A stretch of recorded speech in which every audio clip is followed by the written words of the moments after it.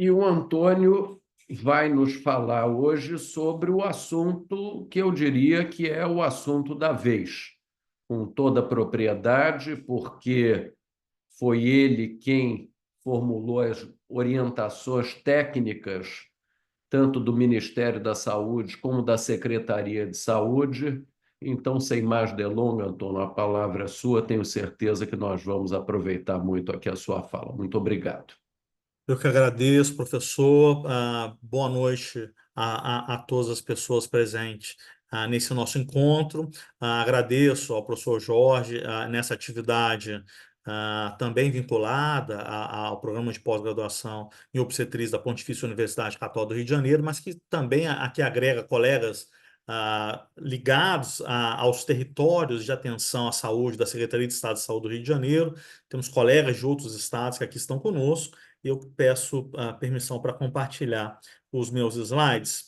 Ah, a estratégia que eu tenho para essa nossa atividade, e eu agradeço mais uma vez a oportunidade em nome das instituições das quais estou vinculado, é trazer um pouco do impacto materno e perinatal de duas infecções emergentes, a febre Oropouche e a Mpox.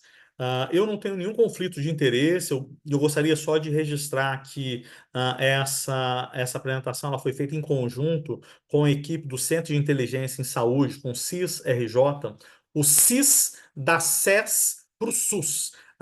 É um hub de inteligência da Secretaria de Estado de Saúde, de diferentes subsecretarias que conseguem pensar a partir dos dados da vigilância epidemiológica, o desenho das políticas que vão ser ofertadas para, o nosso caso, a população materno-infantil no seu segmento obstétrico perinatal, nesses dois cenários de infecções emergentes de febre Oropouche e de Mpox. O professor Jorge já antecipou, eu coordenei as recomendações de, à época nós ainda chamávamos monkeypox, no ciclo gravídeo puerperal, publicados em 2022 pelo Ministério da Saúde do Brasil e até hoje vigente. Também coordenei a publicação das recomendações de Mpox na gestação, a pós-parto e na lactação da Febraso, que estão publicadas, e aí com os QR Codes, e eu vou também entregar essa apresentação para os nossos territórios, que podem depois clicar e obter essas apresentações. E também a nota técnica que nós publicamos agora, final de agosto, sobre aspectos clínicos e vigilância de gestante com suspeita de febre do Oropouche no estado do Rio de Janeiro. Então, esse é o arcabouço teórico que guiará essa nossa apresentação. Comecemos pela febre Oropouche. No contexto de um país que vive acerca das suas arboviroses, que conhece de há muito dengue, chikungunya e que teve um episódio epidêmico de Zika e, vez por outra, surtos de febre amarela, eis que nós temos aí mais uma doença viral caracterizando uma infecção emergente, que é a febre Oropouche. Uma diferença, o vetor da febre Oropouche, diferentemente do Aedes aegypti, é o mosquitinho pólvora, que é um outro vetor. Felizmente, nós não temos aí indícios de transmissão pelo Aedes aegypti e, felizmente, não temos transmissão pelo Culex fatigangi, que é o nosso pernilongo urbano, o que tornaria a febre do Oropouche muito mais transmissível do que ela é. Pouco de nós conhecia, e em especial nós que não somos ligados às doenças tropicais, a febre Oropouche, antes da OPAS dizer que nós temos aí casos de febre Oropouche nas Américas e que o Brasil concentra 90% dessas infecções. É claro que eu fiz uma apresentação semelhante na Sociedade de Ginecologia e Obstetrícia do Rio Grande do Sul na semana passada, num evento fechado deles, e eles eu entendi que se preocupam com isso de forma profilática, porque eles ainda não têm casos registrados. Eis aqui os estados onde tem casos registrados. Por certo, os estados do Norte e Nordeste ocupam grande parte dos casos. Mas nós temos aqui Minas, Espírito Santo e o Rio de Janeiro como uma elevada concentração dos casos de febre do Oropouche. Queria apresentar um pouquinho para vocês da história natural dessa doença. Ela é uma doença que tem um ciclo silvestre, ou ciclo selvagem, quando o borrachudo, que é o grande vetor dessa doença, ele suga o sangue de um animal infectado, preguiça, macacos, aves, e ele se multiplica no interior desse mosquito e, eventualmente, acaba que pica algum humano que vai para esses territórios selvagens acampar, extrair madeira. E fato é que ali ele tem o contato e ele, tendo contato com o Culicoides paraensis, que é o maruinho, o borrachudo, ele traz essa infecção para a área urbana, inaugurando, portanto, o ciclo urbano. Nesse ciclo urbano, ele novamente é picado por borrachudos do nosso território, né, que ficam nas nossas cidades, e esse borrachudo contaminado, ele vai infectar outras pessoas. Uma vez infectado, a pessoa leva em média 3 a 4 dias para manifestar os sintomas. Lembrar que 60% das pessoas vão ter sintomas. É uma doença que dura em média de 3 a 5 dias e pode ter uma recidiva a 3 a 5 dias depois. Interessante salientar que nós temos aí de sintomatologia fotofobia, cefaleia, uma síndrome febril aguda, e lembrar que isso caracteriza essa arbovirose, né? É um elemento comum, que é a doença febril, dor muscular nas articulações, mas em alguns casos ela pode complicar com meningite ou sequelas oftálmicas e podem trazer graves consequências se não forem tratadas por um time de experts. De maior atenção para o nosso cenário é que nós observamos, e toda vez que nós temos arbovirose no Brasil, dada a nossa experiência traumatizante, que foi a arbovirose pelo Zika vírus, que traz anomalias congênitas importantes, o Ministério da Saúde identificou no Brasil casos de transmissão vertical da febre do Oropouche. E isso liga a um alerta para todos nós, a fim de voltarmos a nossa atenção para a população obstétrica. Então, o que eu queria salientar para vocês? Quando nós estivermos com uma paciente com gestação e uma síndrome febril, nos dias de hoje, nós temos que pensar, será que essa paciente tem, com o quadro de febre, que chegou na nossa admissão, uma arbovirose? Antes a gente pensava dengue, chikungunya, zika, e agora eu quero colocar para vocês a febre do Oropouche. Sem esquecer da Covid-19, que ainda é a principal causa de internação infecciosa na população obstétrica no Brasil, ainda nos dias de hoje. Leptospirose, eu digo isso porque nós tivemos aí episódios recentes de enchentes no nosso verão, nós estamos entrando na primavera, daqui a pouquinho vem verão com épocas de chuva, e nós ainda temos alguns casos de sarampo circulando, que causa aí uma síndrome febril. Então, esse é o cenário de síndrome febril não ligados às sepses e às infecções obstétricas.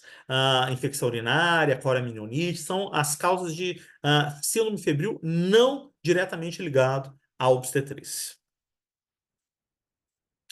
E aqui trazer para vocês quais foram os relatos de casos de transmissão vertical comprovados no Brasil. Nós começamos com esses 3 casos. Então, o primeiro deles é uma gestante com sintoma de arbovirose, teve evidência laboratorial de Oropus com 6 semanas de gestação e a gravidez evoluiu para um abortamento espontâneo com 8 semanas.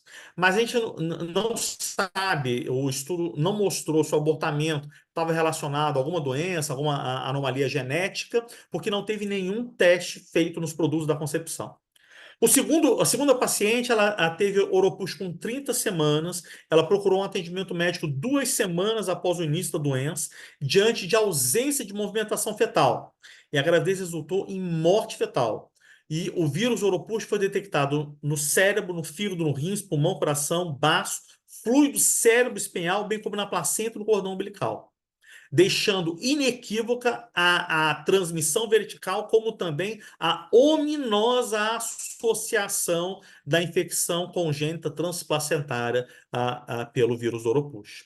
E o último dos casos foi uma gestante com Oropus no segundo mês de gestação, uma ultrassonografia obstétrica com 36 semanas, ela foi anormal. Na morfologia, uma ressonância encontrou oligodramia, microcefalia, afinamento do parênquima cerebral com ventriculomegalia grave, entre outras anormalidades. Quando o concepto nasceu com 36 semanas, múltiplas contraturas articulares foram observadas, artrogripose, microcefalia confirmada com achados semelhantes na tomografia computadorizada do crânio. O rastreio neonatal para múltiplas infecções congênitas foi negativo para as STORCH. E o recém-nascido foi considerado positivo para anticorpos anti-IgM contra o vírus Oropus. O bebê morreu com 47 dias de idade e vários tecidos foram considerados positivos para RNA viral de Oropus no RT-PCR. Então, vocês podem observar que o cenário é um cenário que há transmissão transplacentária e há consequências nefastas para o produto conceptual. O que nós devemos falar para nossas gestantes, nesse momento onde há circulação de vírus Oropus no Brasil em geral e no estado do Rio de Janeiro em particular? Usem repelentes. E aí, amigos, é importante eu fazer uma avaliação, porque, a princípio, houve uma dúvida teórica se os nossos repelentes que são recomendados para as pacientes, para todas as arboviroses, se eles seriam eficazes para o maruim, para o mosquito prego que transmite a febre do Oropus. E ainda que nós não tenhamos plena certeza, nós resolvemos recomendar o repelente, porque nós também temos aí vírus da dengue circulando e ter repelente é melhor do que não ter repelente. Quais são os repelentes que a vigilância sanitária recomenda para as pacientes na gestação? São aqueles à base de DET, icaridina, picaridina e R3535 ou EBAAP. Qual é a diferença desses repelentes?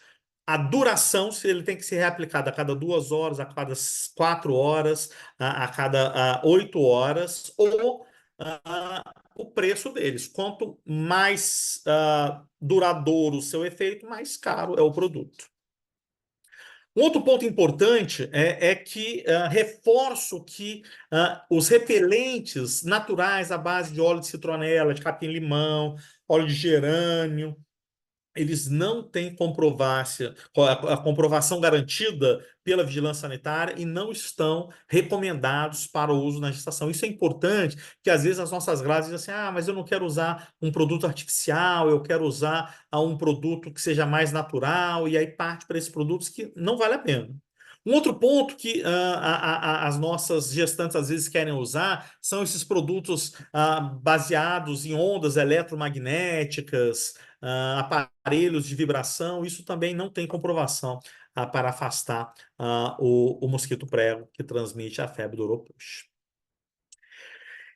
Sob o ponto de vista da vigilância epidemiológica, quando nós devemos notificar uma paciente? Aí, gente, o melhor cenário que eu queria dizer para vocês é o seguinte: teve uma síndrome febril, vamos fazer um teste do painel viral e nós vamos identificar as arboviroses. Infelizmente, nós não temos no Brasil testes para fazer o diagnóstico da febre do Oropouche em larga escala.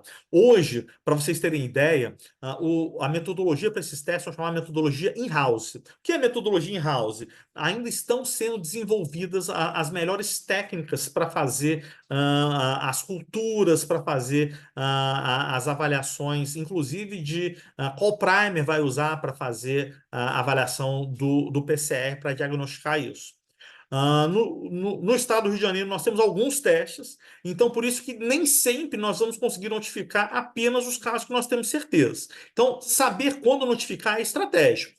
Qualquer gestante com sinal ou sintoma sugestivo de arbovirose, como febre, acompanhada de cefaleia, mialgia, artralgia, rigidez articular, lipotímia, náusea, vômito, que dura 5 a 7 dias, dor retroorbital, exantema, manifestações hemorrágicas ou sinais de gravidade, em especial cometendo o sistema nervoso central, devem ser notificadas e nós vamos guardar esse sangue. Vamos excluir as arboviroses que nós já fazemos o painel, dengue, zika, chikungunya e febre amarela, e quando nós tivermos os testes já desenvolvidos, nós inclusive vamos retestar esses soros para a gente saber se era um caso de Oropouche ou não. Uma outra situação que a gente precisa notificar: caso de anomalia congênita do sistema nervoso central de feto recém-nascido, ou seja, feto recém-nascido que apresenta microcefalia, ventriculomegalia, alteração de corpo caloso, hipoplasia de córtex, polidramia, artrogripose, restrição de crescimento intrauterino, sem outra causa aparente ou comprovada, como doenças genéticas, as STORCH, sífilis, toxoplasmose, rubéola, citomegalovírus, herpes vírus, cuja gestante seja residente ou tem história de deslocamento para a área de circulação confirmada do Oropouche, ou apresente histórico de sintomas compatível com a arbovirose durante a gestação, que era o item anterior. Ou se eu tenho um óbito fetal sem outra causa aparente ou comprovada. Tu está na maternidade, chegou uma gestante com 35 semanas, com óbito fetal, que não tem doença genética, outra doença infecciosa como STORCH, e que essa gestante ela seja residente ou tem história de deslocamento para a área de circulação do Oropouche ou apresente sintomas compatíveis com a arbovirose durante a gestação. Como eu já lhes disse, nós vamos solicitar exame de sangue. O PCR ele ainda está em house e ele é feito no LACEN, ou seja, está centralizado no LACEN. Eu peço que nas maternidades seja colhido 5 ml de sangue e nós vamos guardar 2 a 3 ml do soro para testes moleculares, usar um tubo sem anticoagulante e que deve ser colhido até o quinto dia do início dos sintomas. Acondiciona no tubo plástico estéril em 2,8 graus por no máximo 48 horas, após o qual o material deve ficar a menos 70 graus. Ou seja, coletou na sexta, na segunda-feira ele já tem que estar no LACEN, onde ele vai ser congelado a menos 70 para fazer os testes de biologia molecular PCR in-house. Qual vai ser o cuidado de pré-natal que nós vamos ofertar para essa paciente? Essa paciente, ela de imediato vai ser encaminhada para um atendimento de alto risco obstétrico. Mas porque é uma gestação de alto risco? Não necessariamente. Mas eu vou precisar fazer ultrassonografias obstétricas com uma avaliação mais cuidadosa da morfologia do líquido amniótico mensalmente. Pode ser que na APS, na atenção primária à saúde, na rede básica de atenção, eu tenha dificuldade com uma gestante de risco habitual de fazer ultrassonografia mensal, mas ela permanece com a sua vinculação na APS e mantém o acompanhamento no alto risco, onde eu vou conseguir, por exemplo, pedir sorologias para STORCH, onde, por exemplo, eu vou conseguir acompanhar o crescimento e desenvolvimento desse feto com um olhar mais preciso com colegas da experiência da medicina fetal. Em todos os cenários, vou monitorar o desenvolvimento do feto, vou monitorar o fundo útero para ver se ele está tendo um crescimento adequado. Vou fazer um ultrassom mensal para avaliar morfologia, líquido, circunferência abdominal para avaliar crescimento e a Doppler fluxometria fetal. No tratamento dessa gestante, lembrar que ela vai apresentar uma síndrome febril, pode ter dor, pode ter cefaleia, artralgia, evitar aspirina e anti-inflamatórios não esteroidais pelo risco de hemorragia. Não apenas porque tem casos de oropús que podem sangrar, mas como eu posso estar diante de um caso de dengue. E eu posso cursar com um fenômeno de dengue complicado com hemorragia se eu ofertar aspirina e anti-inflamatório não esteroidal. E quando internar essa paciente, se ela apresentar síndrome neurológica, manifestação cutânea e comorbidades. Qual é a referência estadual para esses casos da febre do Oropouche? O Hospital São Sebastião, vinculado ao atual Hospital de Servidores do Estado do Rio de Janeiro, onde nós temos a maternidade dos servidores, a equipe da infectologia do Hospital Estadual São Sebastião, que em conjunto avaliam essas pacientes. Só colocar na regulação que a gente consegue essa transferência. E o parto? Eu vou mostrar para vocês, nós estamos nesse momento com 3 gestantes com diagnóstico confirmado por PCR em house de febre oropouche. Uma delas está para parir. Nós ofertamos para ela o momento do parto para ela vir para a capital para parir aqui conosco, até para a gente poder colher o líquido amniótico, a placenta, para fazer análises melhores. Caso ela não queira, nós ofertamos para ela, e esse é o raciocínio para vocês. Estou com uma gestante com oropouche na norte-noroeste, na Baixada Litorânea. Pode vir para a capital parir conosco, ou ela pode parir na sua referência de alto risco do seu território. O que a gente não aconselha é que ela vá parir na maternidade de risco habitual do seu território, que pode ter dificuldade de colher o líquido amniótico, conservar a placenta, e até mesmo ter um olhar de cuidado neonatal para avaliar o ultrassom transfontanela para ver malformação, eventualmente tomografias e outros métodos para avaliar alterações neurológicas nesse recém-nascido. Quer dizer para vocês um pouco do perfil desses casos. A gente tem no nosso site da Secretaria de Estado de Saúde o site do Monitor RJ. Então, o Monitor RJ, gente, ele apresenta... Essa é a página inicial do Monitor RJ. Então, ele tem um ícone só de arbovirose. Veja que aqui está a nossa CIRAC, indicadores de Covid, MPOC, que a gente vai falar daqui a pouco, tuberculose, enfim. Então, quando eu abro o Monitor RJ, eu já clico aqui no arbovirose. Na arbovirose, veja o nosso painel de dengue, oropouche, zika, chikungunya. Quando eu abro o painel de oropouche, esses são os dados que nós temos de semana retrasada. Então, nós temos 117 casos confirmados de febre do oropouche no estado do Rio de Janeiro. 53 são autóctones do Rio, 3 são importados, 5 casos a gente está investigando, e 56 casos já foram confirmados. Veja que nós tivemos um número maior nesses dias, agora a gente está com menos casos confirmados. Desses casos, nós temos aqui 34 feminino, 27 masculino. A faixa etária, veja, uma faixa etária que tem mulheres no MENAC, né? Que são as mulheres do MENAC, e são as 3 gestantes que eu disse para vocês.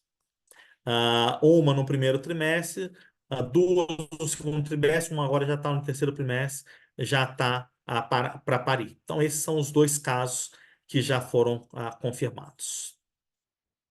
Queria dizer para vocês, de todos os casos que nós fizemos, dos 117 casos, veja que os nossos números batem com a literatura, 60% tem sintomas. Então, esses são os sintomas dos nossos casos.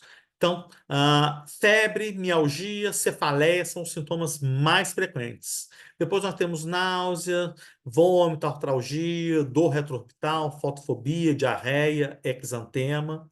5% pode desenvolver doença hemorrágica.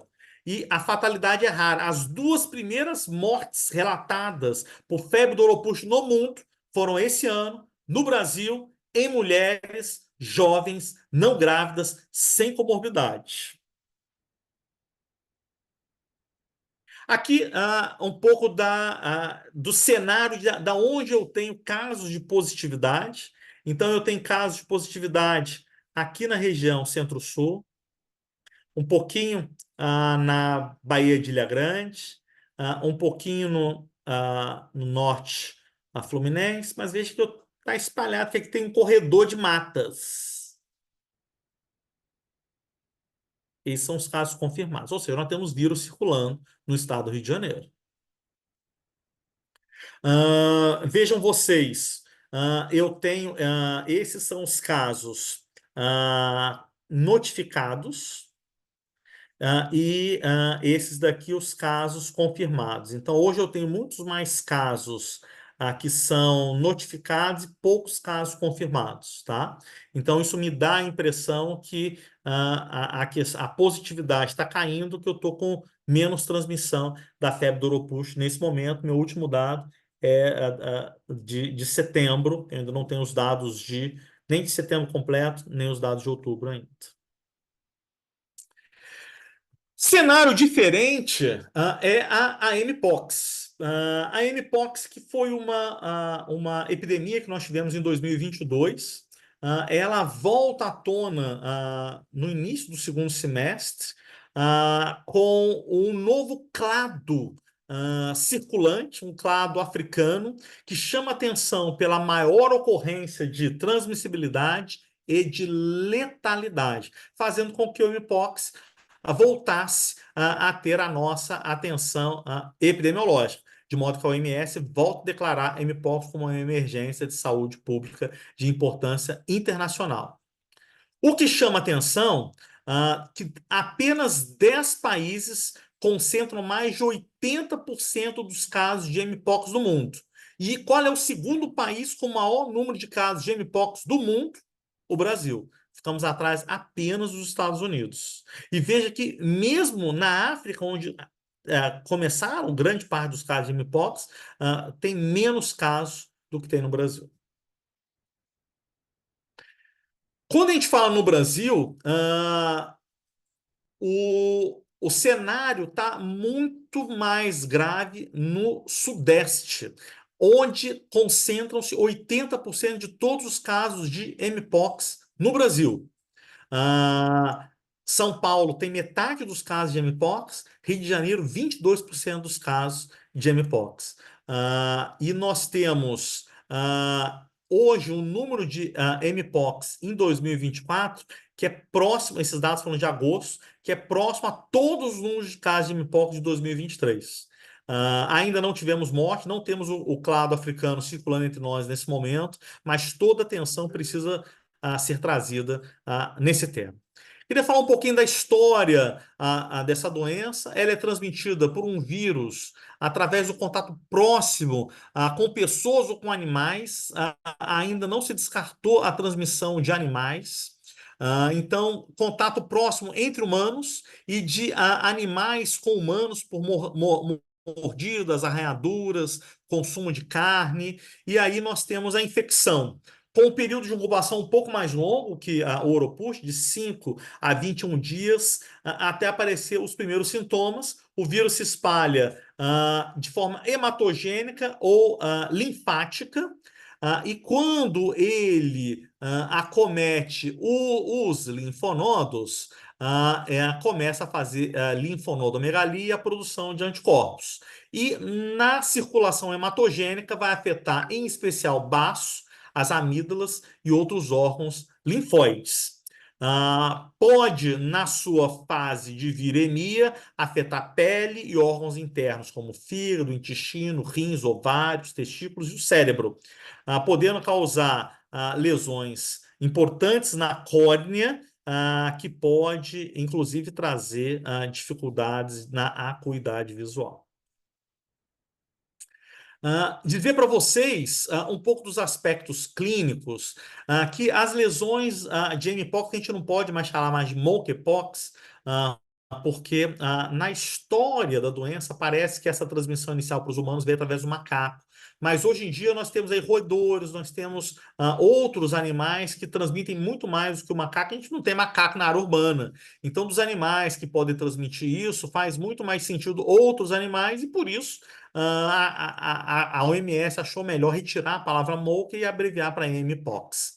Mas essas lesões cutâneas, elas são semelhantes às lesões da varíola, o que é um ponto importante, porque grande parte dos médicos, dentre os quais eu me incluo, nunca vi um caso de varíola, porque nós já praticamos a medicina após a erradicação da varíola, mas são essas áreas de vesículas, por vezes de pústulas, que começam como erupções, semelhante àquelas que nós vemos na sífilis secundária, na infecção pelo herpes simples ou pelo vírus da varicela zoster. Lembrar que em 30% das pacientes não vão aparecer esse rash sistêmico. Em 11% não tem nenhuma erupção cutânea. Mas essa erupção, ela acomete palma da mão, sola dos pés, o dorso, e podem ser lesões, às vezes únicas, às vezes múltiplas.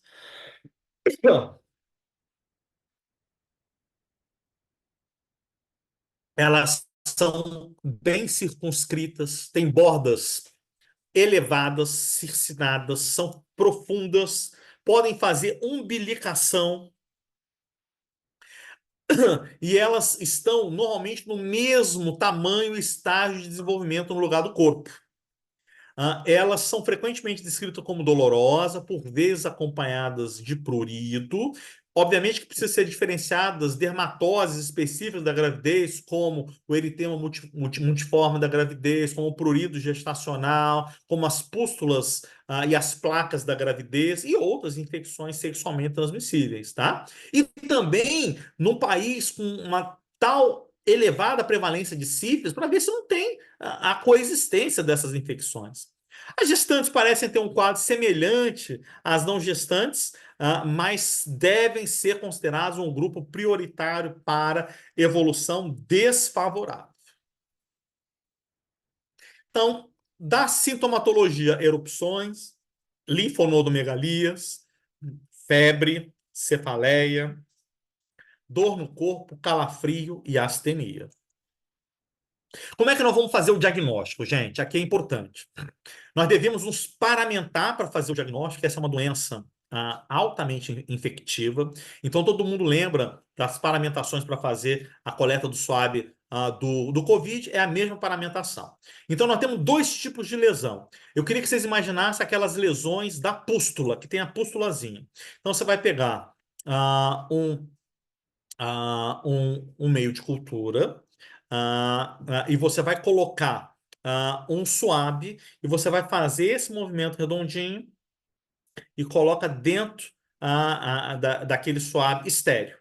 Se eu já estiver diante de uma lesão de casquinha, já tiver em forma de crosta, você pode pegar ou uma lâmina de bisturi ou o bisel da seringa e você vai raspar até obter fragmentos daquela crosta, vai pegar esse suave, vai recolher esse fragmento e vai colocar dentro do tubinho para fazer o PCR ou sequenciamento e é feito de forma centralizada no LACEN RJ. Orientações que nós fazemos para os pacientes, como também para os profissionais, para os pacientes que eles devem manter o isolamento por 21 dias. Ele deve ficar sem contato, vai ficar isolado em casa. E para os profissionais de saúde, né? Antes e após o contato, lavar das mãos, utilizar todas as estruturas de máscara, gorro, luvas, óculos, e fazer o descarte adequado em local de material infectante. A precaução para esses pacientes é bastante importante. Alguns aspectos de mpox na gestação. Chama a atenção esse artigo publicado agora, em 2024, que traz os dados desse novo clado 1 que está no Congo e que teve resultados muito ruins em termos de abortamento ou morte fetal. Nós não observamos isso no vírus circulante 2022, mas nesse clado novo, que ainda não tem no Brasil, mas que pode chegar no Brasil, ele chegou a ter uma taxa de mortalidade fetal em torno de 50%. Então, é extremamente estratégico, em especial no primeiro trimestre da gestação, que nossas grávidas sejam orientadas para, caso a sua parceria apresente lesões de pele, para que ela oriente a parceria a procurar o cuidado na unidade de saúde, ou se ela mesma apresentar, que ela procure rapidamente o cuidado pré-natal para fazer o diagnóstico e para tentarmos aí as medidas para mitigar os efeitos deletérios caso se confirme a infecção pelo mpox. Um pouco do que escrevemos de conduta. Ah, em gestantes em que eu tenho suspeita de exposição ao mpox, ou seja, a parceria teve um diagnóstico de mpox, ela está suspeita de ter sido exposta, mas ela não tem clínica, nós vamos testar um PCR para mpox, pode fazer um swab de orofaringe, porque ela não tem clínica, ela não tem lesão, não tem pústula. Podemos considerar teste de sangue, urina ou fluido vaginal. Se ela vier mpox negativo, suspende a monitorização. Se vier positivo, mantenha-a isolada por 21 dias em precaução de contato, monitorar a temperatura e lesões cutâneas. E aí a nossa rede de atenção tem que orientar uma estrutura de teleatendimento para saber diariamente se ela está tendo aumento de lesão, como é que está a clínica dela, para ver se eventualmente ela não precisa internar. Se a gestante tem sinais ou sintomas de mpox, nós vamos fazer o teste. Se vier negativo, vamos manter esse isolamento por 21 dias, vamos orientar a monitorização e vamos retestar se os sintomas forem persistentes.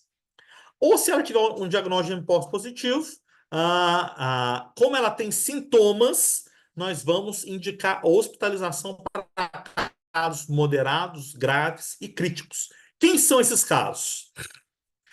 Casos moderados, graves ou críticos são aqueles que têm mais de 25 lesões de pele.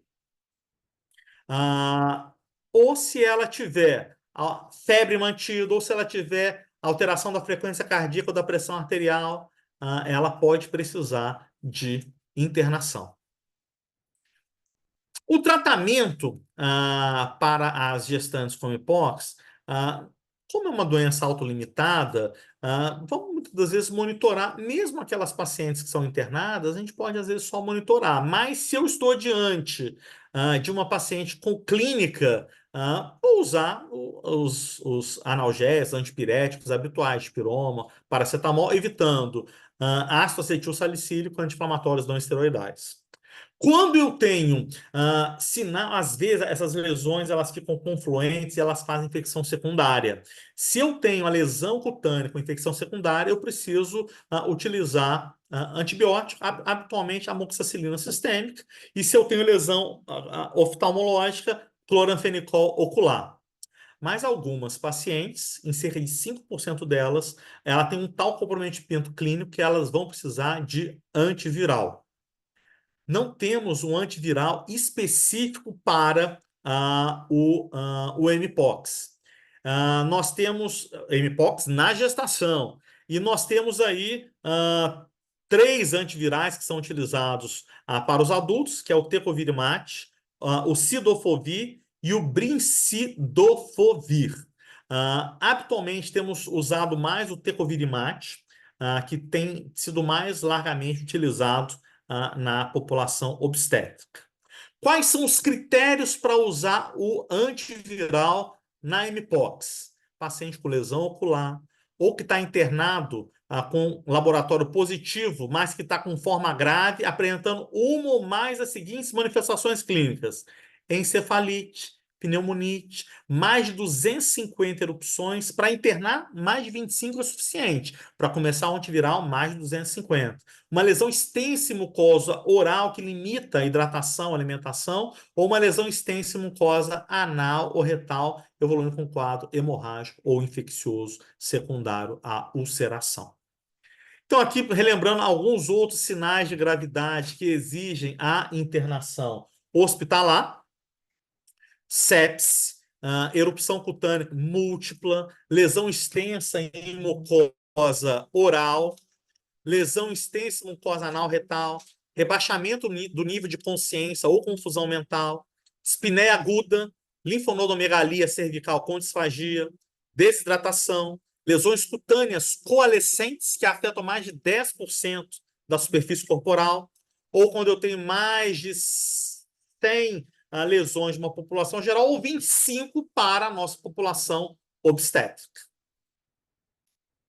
Quais são os cuidados que nós devemos ofertar especificamente para a população obstétrica? No primeiro trimestre, ultrassonografia para avaliar se essa gestação está prosseguindo ou não. Lembrar que, na experiência do clado 1, No Congo, 50% de abortamento ou morte fetal. No segundo trimestre, avaliar bem a biometria, avaliação anatômica, quantificação do líquido amniótico. E no terceiro trimestre, incorporar cardiotocografia e, em alguns casos, perfil biofísico fetal ou Doppler fluxometria para avaliação do bem-estar fetal. Queria falar um pouquinho do momento do parto, porque nós tivemos a oportunidade de acompanhar 3 partos de gestantes com mpox. O parto é de indicação obstétrica. Uma das pacientes teve cesárea porque ela tinha lesões no momento do parto na região genital, e a região genital ela é muito frequente de apresentar essas lesões. Então, a fim de reduzir a transmissão intraparto, ainda que de benefício desconhecido, optou-se por fazer a cesariana nessa paciente. A gente oferece as nossas unidades, a nossa maternidade de alto risco para os casos de infecções, que é o Serviço São Sebastião acoplado ao Hospital dos Servidores. Qualquer paciente inserida na regulação conseguirá vaga para parir nesse hospital. Como é que é o parto? Nós fazemos o clampeamento oportuno do cordão umbilical, porém, não fazemos o contato pele a pele para tentar diminuir a chance de contaminação desse bebê. Ele até fica no colo, mas ele fica protegido dos campos. Logo que a gente clampeia o cordão umbilical 1 minuto depois do nascimento, esse bebê vai para os cuidados neonatal, onde ele é imediatamente higienizado, a fim de diminuir a chance de transmissão paranatal após esse nascimento. E, gente, o parto, todo mundo lembra como é. É exatamente como nós fizemos tantas e tantas vezes, né, Fátima? Penso, na época do Covid, paramentação máxima, tanto parto vaginal quanto a cesariana. Nós temos aí que proteger a nossa equipe, todos os profissionais, porque é uma doença que tem uma capacidade de infectividade elevada. Como lhes disse, desaconselhar o contato pele a pele, fazer uma avaliação macroscópica do RN após o nascimento, dar banho nele, quando disponível, coletar suave de orofaringe e eventuais lesões cutâneas do RN. Por isso que não dá para nascer em qualquer maternidade, precisa de referência para nascer em locais onde eu consigo ofertar isso para a RN. Em relação à amamentação, muitas das vezes, se a mãe tiver na fase aguda da doença, onde ela precisa de isolamento, ela não vai conseguir amamentar nesses próximos 21 dias. Não significa que ela não vai ordenhar a mama para manter a lactação, para quando ela sair do isolamento, ela conseguir ofertar o seu leite para o seu recém-nascido. Esse leite que ela ordenha tem que ser desprezado. Não há nenhuma condição desse leite ser tratado e ser ofertado para o seu recém-nascido no momento que ela está de isolamento. Se eu não conseguir manter a mãe e o RN em quartos separados, precauções estritas devem ser seguidas. Ele deve estar sempre envolto em cobertor, a mãe usando luva e avental, e a mãe deve usar bem uma máscara cirúrgica cobrindo boca e nariz. Em lactante, essa suspensão temporária ela deve ser avaliada e discutida, né? Um cuidador saudável deve alimentar o recém-nascido com leite humano pasteurizado ou uma fórmula infantil. Hoje, nossas maternidades têm bancos de leite, elas conseguem ofertar um leite humano para os seus recém-nascidos, né? E não oferecemos esse leite ordenhado enquanto durar o isolamento de 21 dias. Depois disso, está liberado o aleitamento. Queria falar um pouquinho de vacinação. A vacinação pós-exposição de risco para pessoas com 18 a 49 anos, ela está disponível no Brasil. E apesar de não existirem dados de segurança em gestantes e lactantes, a Jynneos, que é a vacina que está sendo utilizada no Brasil, ela tem vírus não replicante e estudos em animais não demonstraram toxicidade para o feto. Dessa forma, ainda que ela não seja aprovada em bula, ela é teoricamente considerada segura e pode ser realizada quando houver uma exposição de alto risco mediante decisão compartilhada entre o profissional que atende essa gestante e a gestante e sua família. Ela pode ser oferecida para profilaxia pré-exposição para profissionais de saúde com maior probabilidade de encontrar casos suspeitos de mpox, em especial mulheres em idade fértil que desejam engravidar, nossas profissionais de saúde, que trabalham em centros de infectologia ou que vão cuidar nas suas referências estaduais de pacientes com essas lesões, podem ser candidatas a receber a vacina. O esquema da Jynneos, elas são 2 doses, com intervalo de 4 semanas, é subcutâneo, uma técnica habitual, seringa de uma agulha. Você é a mesma seringa que você aspira, é a seringa que você inocula. Lembrar que a proteção contra a varíola e contra a mpox só se dá após a aplicação da segunda dose. As reações adversas mais comuns, dor, edema, hiperemia no local da aplicação, e pessoas com alergia grave à proteína do ovo ou a qualquer componente da vacina, como gentamicina e ciprofloxacina, não devem receber a Jynneos. Queria falar um pouquinho dos nossos casos de mpox no estado do Rio de Janeiro. Nós tivemos já 6.265 casos no estado do Rio de Janeiro. Veja que a nossa maior onda foi em 2022, mas se vocês notarem aqui, em 2024, aumentam novamente os números de casos. Vejam que esses dados são até de agosto. Eu tenho quase o número de casos de todo o ano de 2023. Tivemos 5 óbitos por mpox no estado do Rio de Janeiro. Esses aqui são os meus números de gestantes. São as 3 gestantes que nós tivemos confirmadas por mpox. Quando eu considero a população total, 1.500 casos em homens e 139 casos de mulheres. Ou seja, é uma doença que acomete mais a população masculina, mas esses homens eventualmente infectam as suas parcerias.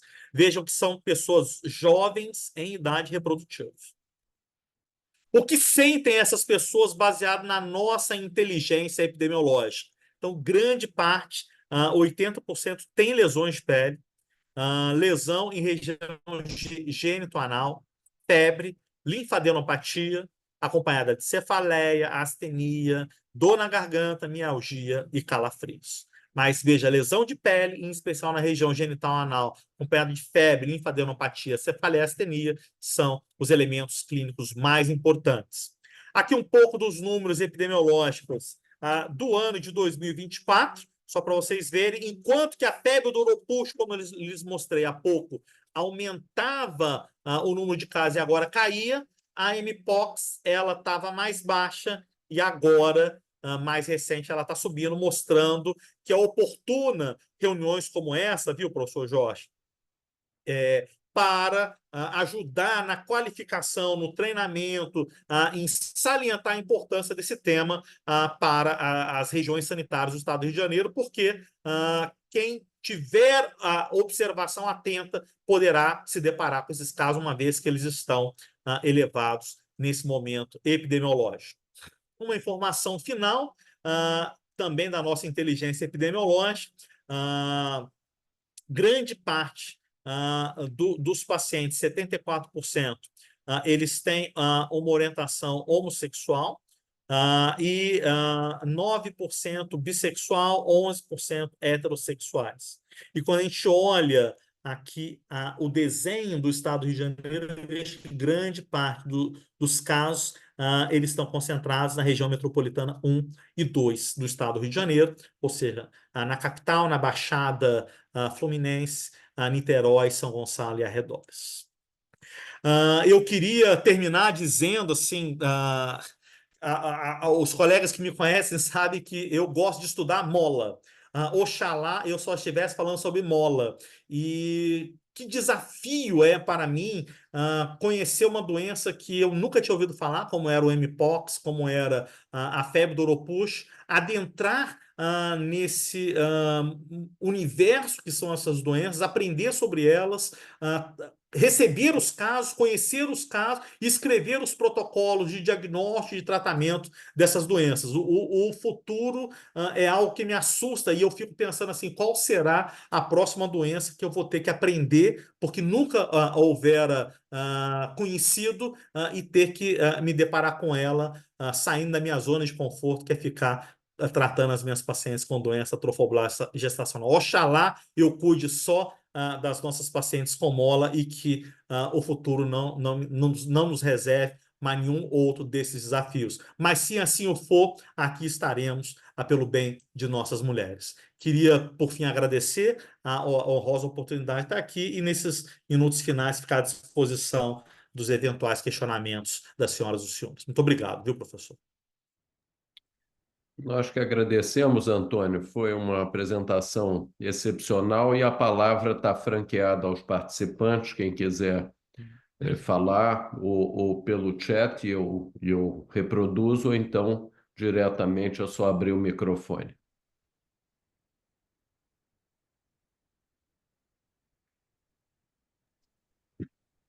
Antônio, Parabéns, Antônio. Uma excelente aula, muito boa.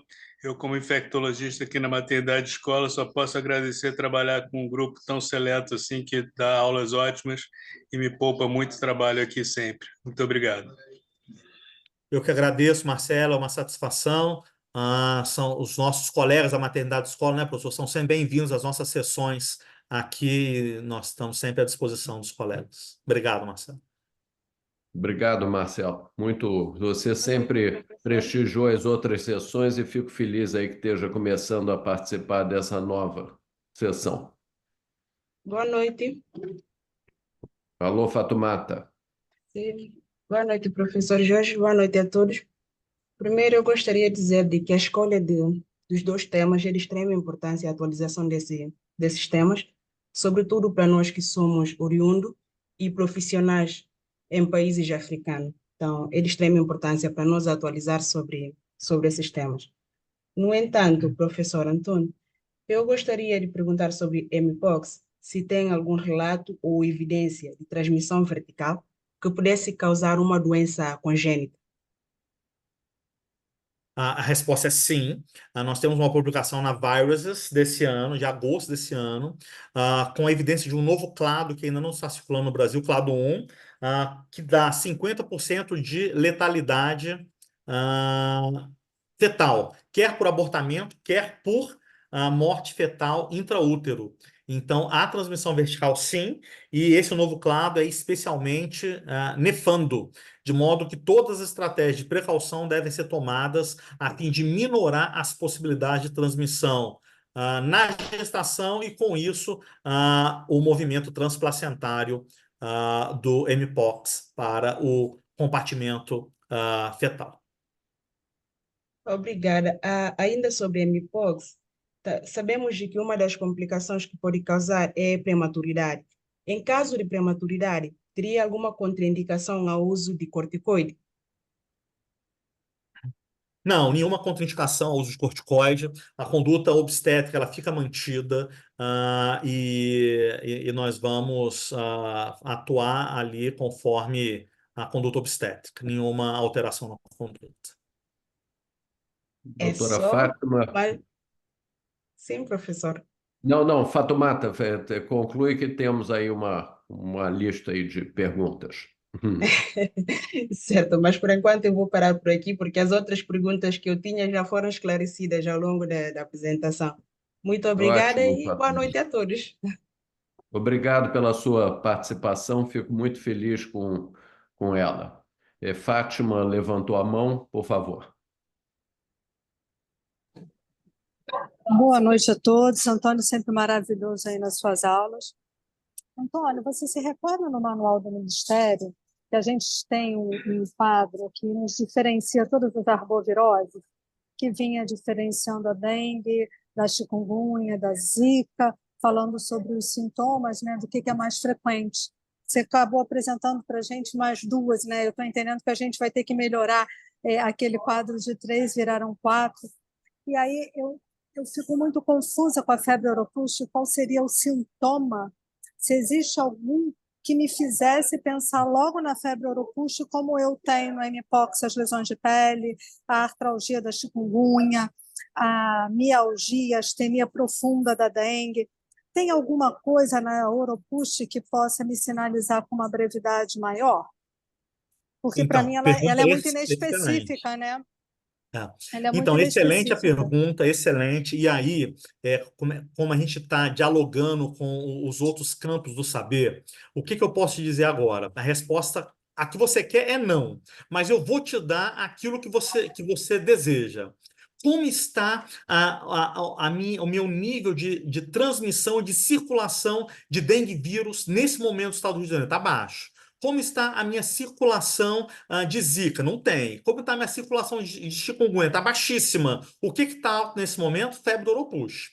Então, epidemiologicamente falando, se eu tenho uma paciente hoje com sintomatologia de arbovirose, eu tenho que estar de olho, porque a arbovirose que está circulando hoje no estado do Rio de Janeiro é febre do oropus.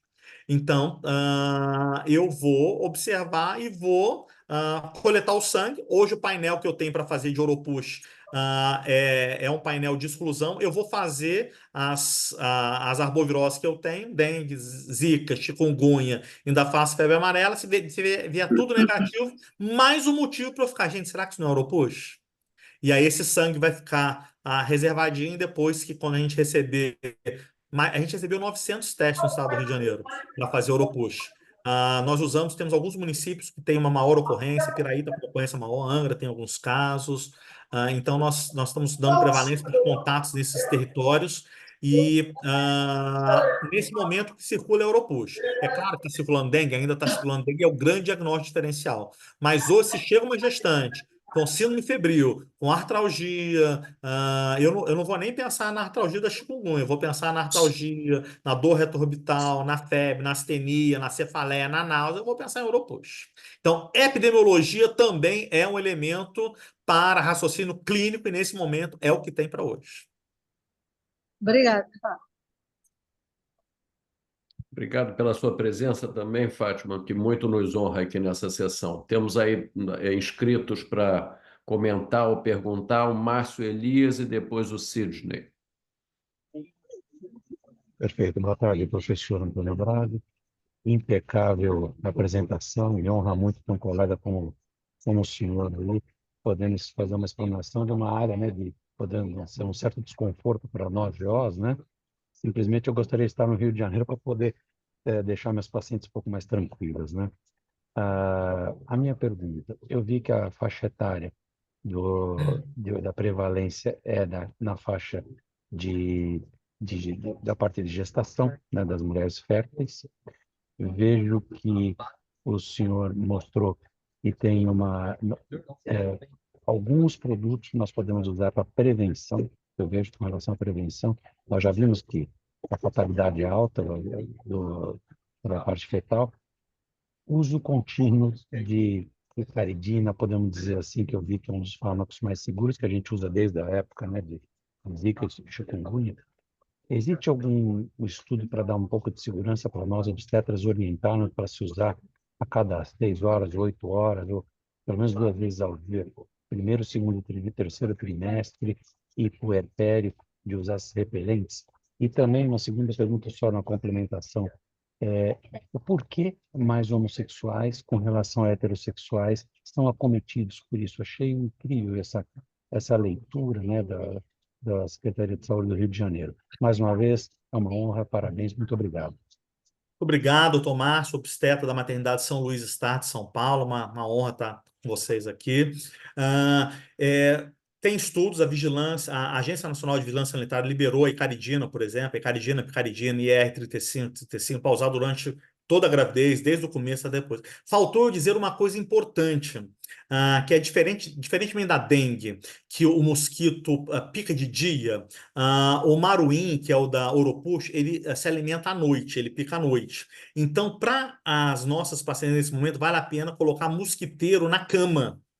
E aí o mosquiteiro do maruim é diferente do mosquiteiro da dengue. Veja, até mosquiteiro, até trama de mosquiteiro eu tive que aprender. O Aedes aegypti, professor, ele é maior, então ele admite uma trama não tão fechada. Mas o maruim, ele é menor, então tem que ser a trama mais fechada que existe, porque a trama que protege o Aedes aegypti não protege o maruim. Então, essas duas coisas valem a pena fazer. E como o mosquito da dengue ele é diurno e não notívago, não tinha muita preocupação da mosquiteira. Não. Ainda que a gente está estudando agora estou estudando os hábitos do mosquito da dengue, como ele é um mosquito agora que é super urbano e as cidades estão muito iluminadas à noite, eles passaram também a picar e se alimentar à noite, por causa das luzes da cidade. Em relação à Mpox, a Mpox. O senhor poderia ter feito até uma pergunta, talvez mais capciosa no melhor sentido. Braga, Mpox se transmite através de relação sexual? Ah, então, ela não transmite através de relação sexual no sentido de que não essencialmente, mas através da relação sexual, entendo a região genital anal, grande concentração de lesões cutâneas, é nessa região, é nesse contato que há a transmissão. E desde o início da monkeypox, já havia sido observada uma maior prevalência em pessoas que se relacionam, em homens que se relacionam com outros homens, essencialmente ou eventualmente, das populações homossexuais e bissexuais. Então, é importante porque quando a gente tem esse dado epidemiológico, a gente pode criar alguns nichos para mostrar a importância, para oferecer estratégias de prevenção, e apenas isso acolhendo todas as pessoas nas suas diversidades e nas suas necessidades em saúde. Muito obrigado, viu, Márcio? Eu que agradeço, parabéns, muito obrigado, foi fantástico. Sidney. Boa noite, Rezende. Boa noite, Braga. Mais uma vez, não precisa nem comentar em relação à sua aula, né? Trazendo, não são novidades, mas, na verdade, sabendo conduzir uma aula que realmente as arboviroses hoje já fazem parte anualmente das nossas discussões do dia a dia das maternidades, né? E uma coisa interessante que me veio agora, quando você apresentou sobre Oropouche, foi que o termo, né, que a gente utilizava como dengue hemorrágica praticamente não se utiliza mais, porque a gente sabe que esse óbito acontece mais na dengue, né, quando você tem um aumento da permeabilidade dos vasos e você tem um extravasamento de líquido nesse endotélio, né? E acredito eu, não sei se é assim que é a tendência de todas as arboviroses, mas acredito que sim, né?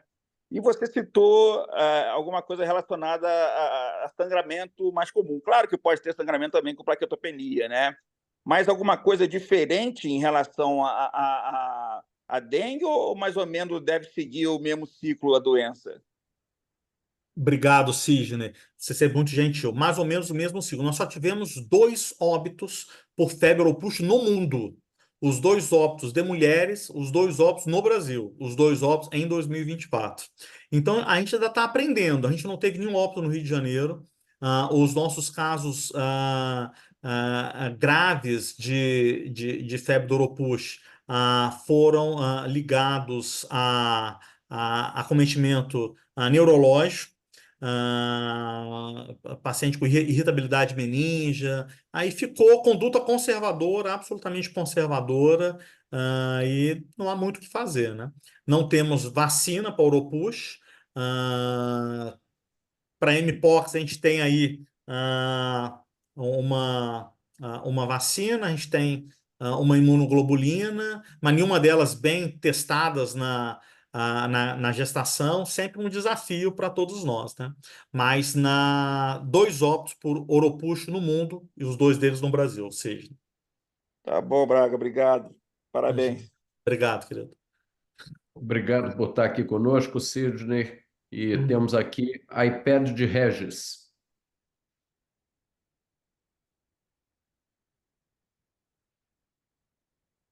Já desapareceu, não sei se sinalizou por engano. Alguém mais gostaria de fazer pergunta ou comentário? Opa, Gostaria, por favor, somente, professor Antônio Braga, o senhor deu uma rápida pincelada com relação à vacinação. O senhor acha que já está na hora nessa faixa etária que o senhor coloca, 49 anos, está recomendada a vacinação ou a vacinação mais nos estados onde nós já temos começando a ter casos? O que o senhor acha, nacional ou regional? Queria a opinião do senhor. Vacinação Muito contra obrigado. quê, Márcia? Contra a Mpox. Mpox. Oropuxo não tem. Não tem. Eu queria muito a vacina da dengue nesse momento, porque ano que vem nós vamos ter aí mais casos de dengue, nós já temos aí a Qdenga, e não conseguimos ainda incorporar a vacina da dengue no calendário do Ministério da Saúde. Eu acho que esse é um problema. Oropuxo não tem ainda. Mpox, casos muito restritos, eu acho que é importante oferecer aí a estratégia da vacinação, mas são desafios ainda para a gente. Acho que o Regis Ok. voltou, professor. Muito O Regis é um obrigado. colega Vamos nosso, falar. professor da Universidade Federal de Porto Alegre, é o presidente da Comissão Nacional Especializada de Doenças Infecciosas da FEBRASGO, um amigo querido. Obrigado, Regis, por Quanta estar aqui honra. conosco. obrigado, Braga. Sempre é maravilhosa as tuas palestras. É importante a gente estar bem atualizado com essas doenças emergentes, né? O que eu te perguntaria é o seguinte: como a gente está agora em outubro e começam os casos de dengue, em geral, nessa época, começam a crescer, eles vão mais perto do verão, a gente provavelmente vai ter dengue de novo. O hemograma não seria importante nessas pacientes também que chegam com suspeita de Oropuxi, a gente poder ter um hemograma para avaliar a hemoconcentração e poder indicar terapêutica ou pensar em dengue, além do diagnóstico etiológico, claro, mas pensar num hemograma também completo. O que tu acha? Perfeito. Hemograma com plaqueta, tá? Só que aqui no Rio, às vezes, hemograma não vem com plaqueta. Então, Tá. em alguns lugares do Brasil, o hemograma já subentende que vem plaqueta junto. Não sei se é em Porto Alegre. Sempre que você pede hemograma, vem plaqueta? Sim, sim, sempre vem. Não, aqui no Rio é hemograma com plaqueta. Então, é Tá. hemograma e plaqueta, sim. Acho importante porque está circulando, é o que mais circula nesse momento, é dengue oropuxo, aqui no estado do Rio de Janeiro. Então, é fundamental fazer esse diagnóstico. Até a gente não saber do que a gente está tratando, nós temos que pensar que também pode ser dengue.